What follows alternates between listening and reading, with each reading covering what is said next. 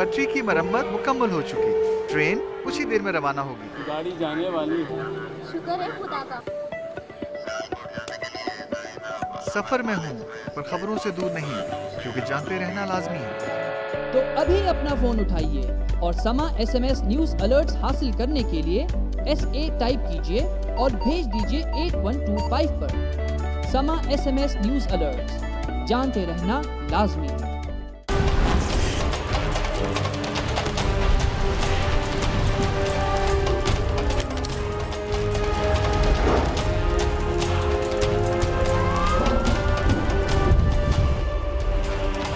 कत्ल होने वाले अफराद अपने घर वालों के लिए बेशुमार दुख छोड़कर चले जाते हैं। लवाहिकीन को अगर इंसाफ मिल जाए तो इससे उनका गम कुछ हल्का हो जाता है, मगर उम्र भर अदालतों के धक्के खाने के बाद भी उन्हें इंसाफ नहीं मिलता, जो उनके दुखों में मजीद इजाफा कर देता है। आज के प्रोग्राम में आप देखेंगे कि लाहौर की एक खातून अपने बेटे के कत्ल होने के बाद अदालत में इंसाफ के लिए गई, तो उसके बदले उसके घर वालों को मजीद किन दुखों का सामना करना पड़ा। आप ये भी देखेंगे कि कराची के 2 नौजवानों के साथ अगवा के बाद क्या सलूक किया गया और रावलपिंडी के बैंक से 28 लाख रुपए लूटने वाले कौन थे।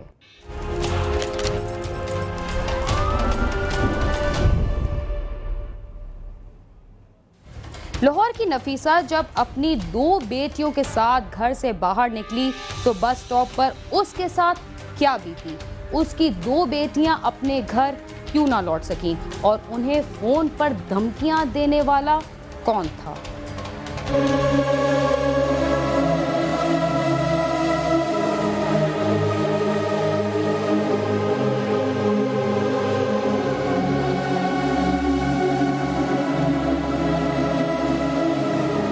फैक्ट्री एरिया की रहायशी नफीसा के बेटे अजीम को कुछ अर्सा कब नामालूम अफराद ने फायरिंग करके हलाक कर दिया था। नफीसा इस मुकदमे की मदय्यत कर रही थी, जिसकी वजह से उसे और उसके घर वालों को नामालूम अफराद की तरफ से धमकी आमेज फोन कॉल्स मौसूल हो रही थी। इसके बावजूद वह मामूल की जिंदगी बसर कर रही थी।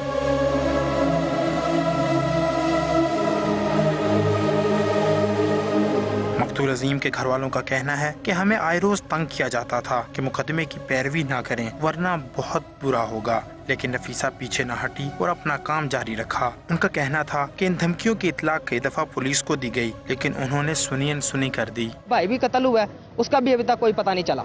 वो 10 जनवरी को हुआ, 28 फरवरी को जब मैं रिपोर्टर लिखवाने गया वहाँ पर गुलाम मुस्तफ़ा बैठा हुआ था। गुलाम मुस्तफ़ा ने मुझे ये कहा कि अभी गोली लगी तो नहीं ना, हालांकि तब 2-3 दिन वहाँ पर 2-3 दिन मैंने उसको कहता रहा, लेकिन उसने कुछ नहीं किया।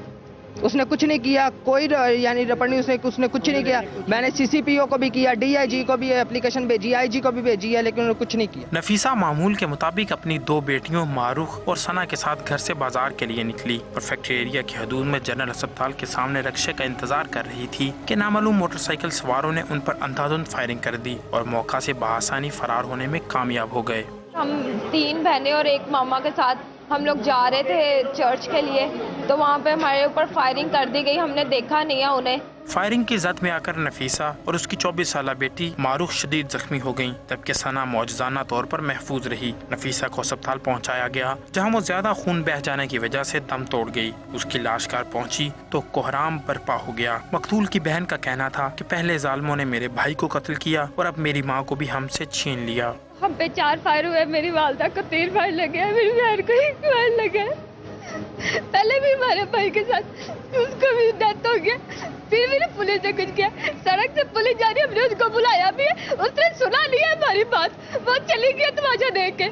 फिर आइए कहती हो गया काम। जख्मी माहरूख ने बताया कि हम सड़क पर खड़े थे कि हम पर गोलियों की बारिश शुरू हो गई। हमने किसी को नहीं देखा कि वो पैदल थे या फिर मोटरसाइकिल पर। इसी दौरान मुझे और मेरी अम्मी को गोलियां लग गईं और हम नीचे गिर गए। हमें ये भी नहीं पता कि वो बाइक पे थे कि पैदल थे। इतना रश था वहाँ पे और जैसे ही उन पे फायरिंग हुई है तो वो गिर गई और हमने उन्हें देखा। हमने ये नहीं देखा कि किसने फायरिंग की है और मुझे नहीं पता। और मेरी मदर को लेके यहाँ पे आ गए और मेरी मोहल्ले की एक आंटी मुझे लेके यहाँ पे आ गई और मेरी टांग पे फायर लगा है 2।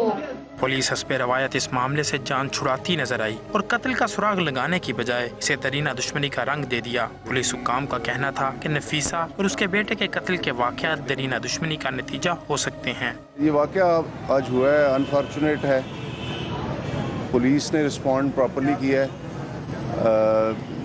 जब इनको इन्फॉर्मेशन मिली है तो पुलिस ने रिस्पॉन्ड किया है, वो लेके आए हैं, हॉस्पिटल लेके आए हैं।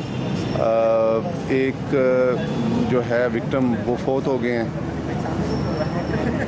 बच्ची जो है बेटी उनकी वो ज़ख्मी है, उसको टांग पे गोली लगी है, लेकिन वो सीरियस नहीं है। मोटिव के बगैर तो मर्डर नहीं होता, मोटिव इज़ ऑलवेज देयर। अभी उसी मोटिव पे हम बात कर रहे थे, वो भी मुनासिब नहीं है यहाँ बताना, लेकिन इंशाल्लाह जल्दी ब्रेक थ्रू हो जाए। एक तरफ पूरी दुनिया में माँ की असमत को खराज तहसीन पेश करने का सिलसिला जारी था और दूसरी तरफ एक माँ को इंतहाई बेरहमी से कत्ल कर दिया गया, जिसे शहरियों ने इंतहाई अफसोसनाक वाक़या करार दिया है। कैमरामैन असलम हीरा के साथ गालिब अब्बास, सामा, लाहौर।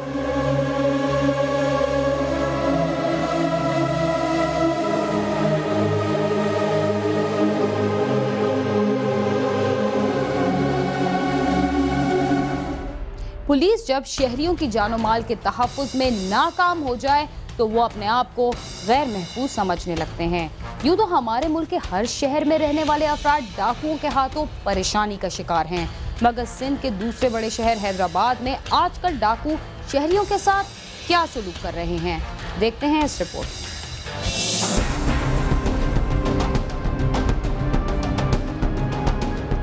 हैदराबाद के इलाके कच्चा किला मक्की शाह थाने की हदूद में मुसल्ला मुल्ज़मान मंजूर चांडियो नामी शख्स के घर में दाखिल हुए और घर में मौजूद ख़वातीन को यरगमाल बनाकर हज़ारों रुपए नकदी और लाखों रुपए मालियत के तलाई जेवरात लूट कर फरार हो गए।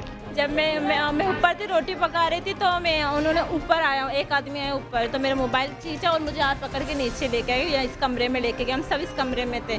तो फिर सबसे पहले मेरे कमरे में घुसे सारे दोनों आदमी, तो उन्होंने मेरे सारे जेवर पैसे ये सब कुछ थे सारे लेके गए। फिर इस कमरे में कि आप लोग के पास पैसे हैं, जो भी है सब हमें दे दो। रिवायती अंदाज में मुतल्लिका मक्की शाह थाने की पुलिस बहुत ताख़ीर से पहुंची, जिस पर इलाका मकीन मुश्तइल हो गए और उन्होंने न सिर्फ टायर नजरियातिश की है बल्कि शहर में बढ़ती हुई वारदातों पर तशवीश का इजहार किया। पुलिस का कोई किरदार नहीं है इसमें, जो भी है बस उनको रिश्वत दो छोड़ देती है। शहर के अंदर स्ट्रीट क्राइम्स बहुत ज़्यादा हो गए पहले की निस्बत, पहले इतने नहीं थे, लेकिन ये सिर्फ किस वजह से हो रहे हैं आपको भी मालूम है भाई, बेरोजगारी की वजह से।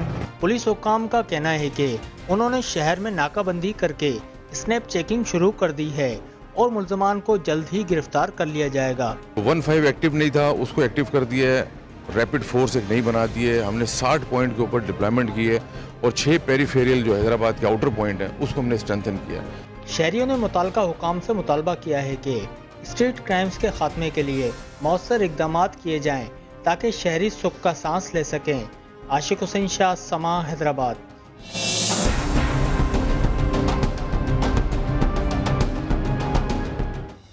रावलपिंडी में दिन दहाड़े निजी बैंक से 28 लाख रुपए लुट गए। ड्यूटी पर मुतय्यन पुलिस एहलकार वारदात के 10 मिनट बाद जब वापस आया तो गाज और अमला जख्मी हो चुका था। बैंक की हिफाजत करने वाला पुलिस एहलकार कहां चला गया था और डाकू कौन थे, देखिए इस रिपोर्ट में।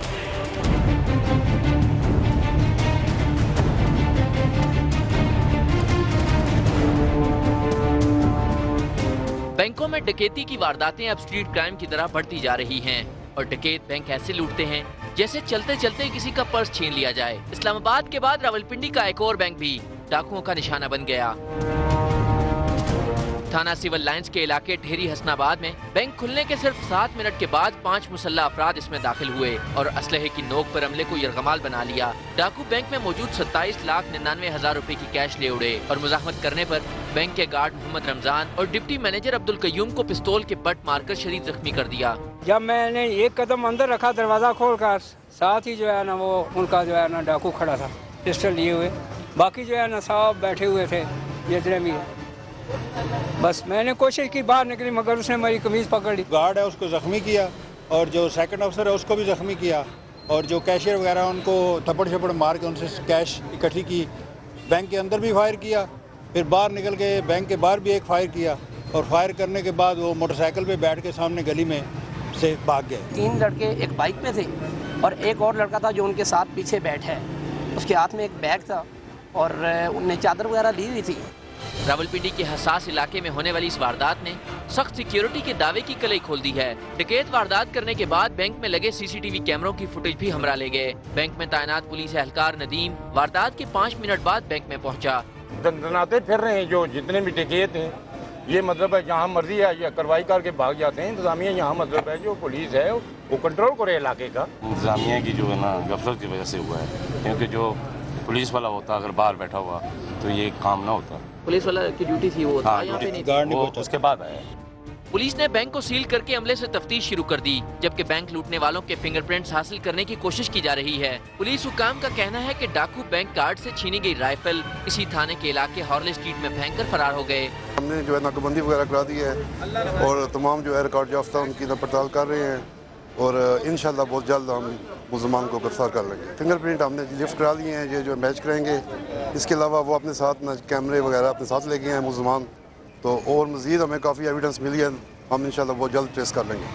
तफ्तीशी माहिरीन के मुताबिक ढेरी हसनाबाद के इलाके में होने वाली बैंक डकैती में घर के भेदी के मुलविस होने का इम्कान है, जिसने अलसुब इतनी भारी रकम की इतला डाकुओं को दी। ताहम पुलिस हुकाम पर उम्मीद है कि वारदात को जल्द ट्रेस कर लिया जाएगा। कैमरामैन मुदस्सिर दाऊद के साथ आमिर सईद अब्बासी, समा, रावलपिंडी।